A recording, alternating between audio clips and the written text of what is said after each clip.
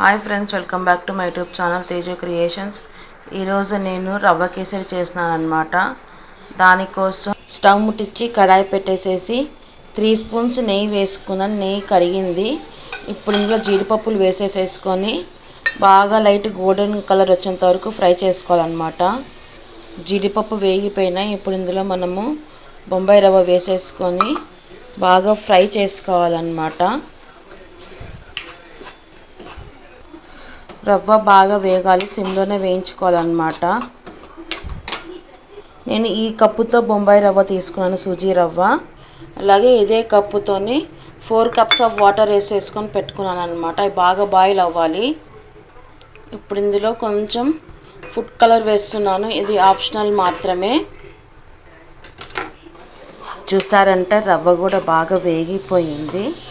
ఇప్పుడు ఇందులో మనము వాటర్ కూడా బాగా బాయిల్ అయిపోయినాయి. స్టవ్ ఆపేసేసి రవ్వలో కలిపేసేసుకుందాము. మనము వాటర్ అంతా ఒకటేసారి వేసేసుకోవచ్చు, ఉండలేమి కట్టవన్నమాట. ఎందుకంటే రవ్వ ఆల్రెడీ వేయించుకున్నాం కాబట్టి.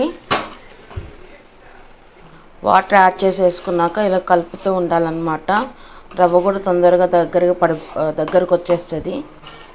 ఒక 5 మినిట్స్ కుక్ చేసుకోవాలన్నమాట బాగా.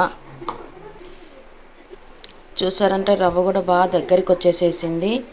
ఇప్పుడు మనము ఇందులో నేను 1 కప్ షుగర్ వేసుకుంటున్నాను. మీరు స్వీట్నెస్ ఎక్కువ తినాలనుకుంటే ఇంకొక 4 to 3 స్పూన్స్ షుగర్ వేసేసుకోవచ్చు అనమాట. ఇప్పుడు ఇది రవ్వలో కలిసేలాగా బాగా మిక్స్ చేసేసుకోవాలి.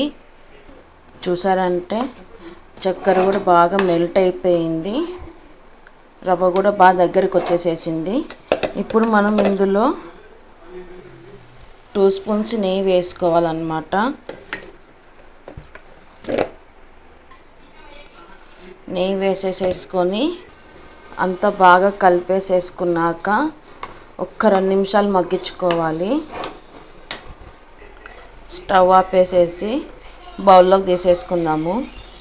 అంతే, రవ్వ కేసరి రెడీ అన్నమాట. ఈ వీడియో కనుక మీకు నచ్చట్లయితే లైక్ చేయండి, షేర్ చేయండి, సబ్స్క్రైబ్ చేసుకోండి. Please do like, share and subscribe to Teju Creations. Thanks for watching. Bye.